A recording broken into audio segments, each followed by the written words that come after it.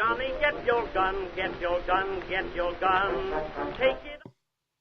Hello, welcome to Period 8 this afternoon. I'm Eli Karp. Happy to have you guys along with me on this wonderful early June afternoon. And today, as in the title, we're going to cover Time Period 8, which ranges from 1945 to 1980, beginning all the way with the end of World War II. Hitler, done. Stalin, still alive. To 1980, the election of Ronald Reagan, who every current Republican seems to strive to be, even though that's not possible. So, the U.S. and the Soviet Union emerged as the two World War II, or post-World War II superpowers, burgers versus borscht. The end of the war brought about an immediate competition between the U.S. and the Soviet Union. You have Stalin, the big red bear named Joseph, and Harry Truman, who took over for FDR, and what Truman proposed was that the Marshall Plan, or it was really one of Truman's secretaries, John Marshall, proposed a plan of containment versus communism. And how was containment going to be carried out? Well, through the Marshall Plan, which involved financing these European nations which could be susceptible to communism, but they were going to make them economically sustainable so that they would not fall to communism. And if you're looking for an epicenter or microcosm of this Cold War, look no further than Berlin.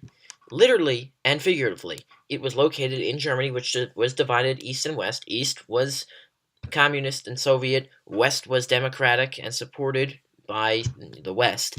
And within Berlin, there was East Berlin, which was just like East Germany, Communist and Soviet, and then West, which was divided up between Britain, France, and the United States, all democratic. It was torn and tattered, divided in tents. Basically, Detroit, or any other U.S. city right now. Shows how we are as a country. The 50s was a return to normalcy. It was very similar to the 1920s. Both were dominated by a return to more traditional American values, except that while the 20s were followed by a financial depression and a paralyzed president, the 50s were followed by weed and the gays. So one might say that the 2000s were a lot like the 1920s, followed by a financial crisis in 2008, and in 2017 we have our paralyzed president.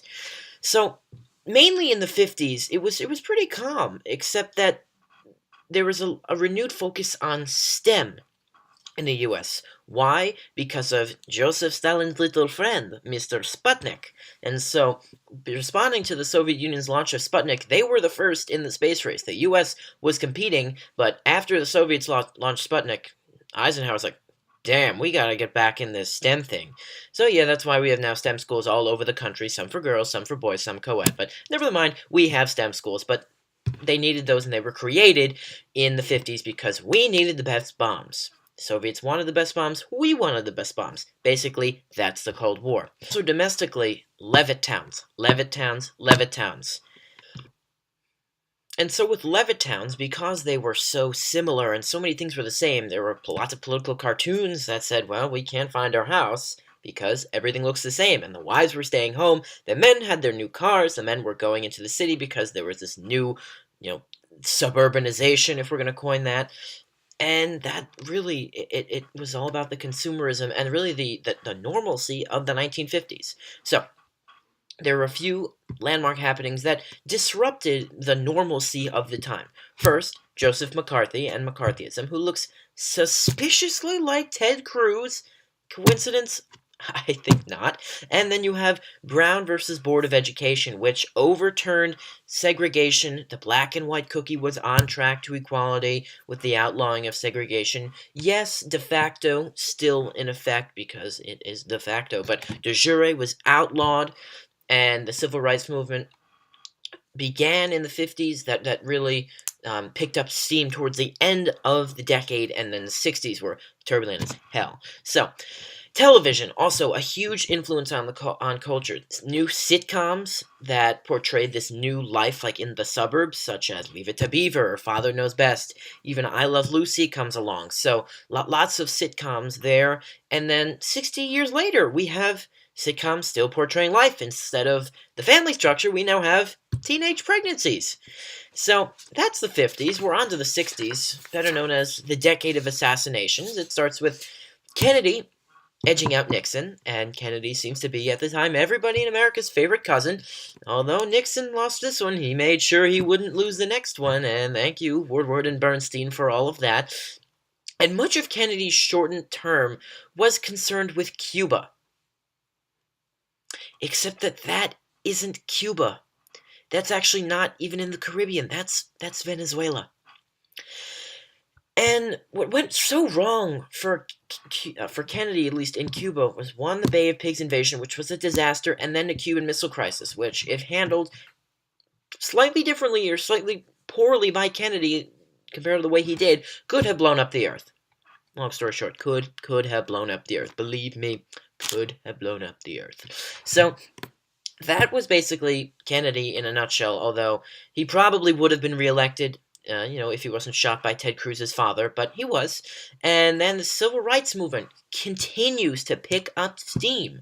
You have the sit-ins at the Woolworths in North Carolina, and all throughout the South, you have Martin Luther King Jr. and the March on Washington.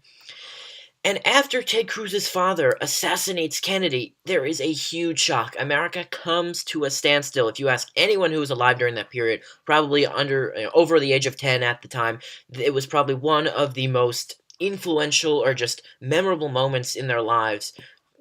Not for the right reasons, but just because it's so memorable. So then, LBJ, Lyndon B. Johnson, is sworn in. Seemingly the only not racist politician from the South. So, LBJ had all the right intentions, but he inherited many of his predecessors' problems. Civil rights activism, the war in Vietnam, which started probably 10 years before he came into power, and then poverty, all things that came before him, but really they plagued his administration, which is why he only lasted a term and a half. So, at his inauguration, he announced this great society. And now, if you want to look to a synthesis point, you have Barack Obama, who followed in his footsteps, trying with the universal health care and more of his social programs that Obama tried to, somewhat might say, recreate this great society that Johnson was so known for. But it just didn't quite work out. There was so much civil unrest. There were urban race riots. The white says, you ain't coming to our beach. And then when the black guy swims over in the water and then he gets pelted with stones, yeah, that's an urban race riot. So Vietnam turned south mainly because of this, media covfefe. Yeah, the media covfefe. That's why Vietnam turned south. And so in a span of just months, Martin Luther King Jr. and Robert F. Kennedy are assassinated. Many people thought that if RFK was going to get the Democratic nomination and that he would have defeated Richard Nixon, and in that case, we probably might not have Watergate. And as John Oliver might say, we might not even be able to call what's happening now stupid Watergate. So Johnson's approval ratings were in the toilet, just not quite down the sewer like previous French President Francois Hollande. Nixon finally wins. The American chipmunk, just look at those cheeks, stuffed with lies, finally in office, and, as NASA might say, chipmunk is in office, the chipmunk is in the office. And the crook actually did do some good things while in the office. He had reform on clean air, he worked on détente, visiting China for the first time in a long time, met with Mao Zedong, and if you're translating for French, it would be Mao the Dong, and he also worked on the civil and equal rights. So Nixon didn't necessarily come into power the right way, but he wasn't all terrible like he is sometimes made out to be at this point in history. So things then begin to go downhill. After Woodward and Bernstein crack this Watergate story, Americans have lost faith in the government. They have lost trust in the government. From all that LBJ said the government's going to help fix the problems, it doesn't. It only gets worse. They don't believe in Vietnam. They don't think the government has been honest for what Nixon has done. And then the presidential abuse reports, or the abuse of presidential power, those reports break out. And so, again, Woodward and Bernstein, those investigative reporting done by journalists, something that our current president might deem to be fake news. And instead of facing impeachment, Nixon does what he would call the honorable thing and resigns. I mean, he did say the United States would have peace with honor in Vietnam. Not that that really happened, but he definitely did the honorable thing and decided not to be impeached.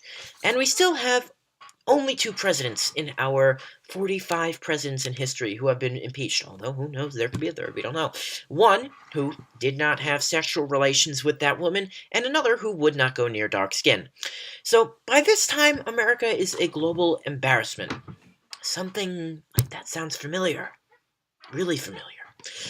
And Jimmy Carter and Gerald Ford's presidencies, like they're going to flip those terms for who came first, characterized by mostly one word: stagflation, a beautiful cluster of an economy. And the 70s were pretty boring. Obviously, Ford had a really tough time starting his administration and legislation because he had to deal with this whole Watergate thing.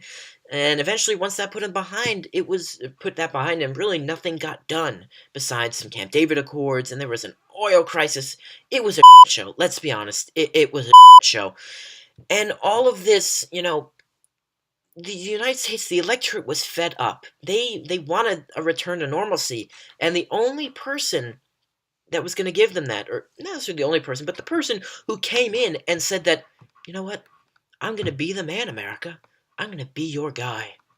Ronald Reagan. And he annihilated Jimmy Carter by 440 electoral votes. He literally said, "Here, Jimmy, here's your," and he handed it to him.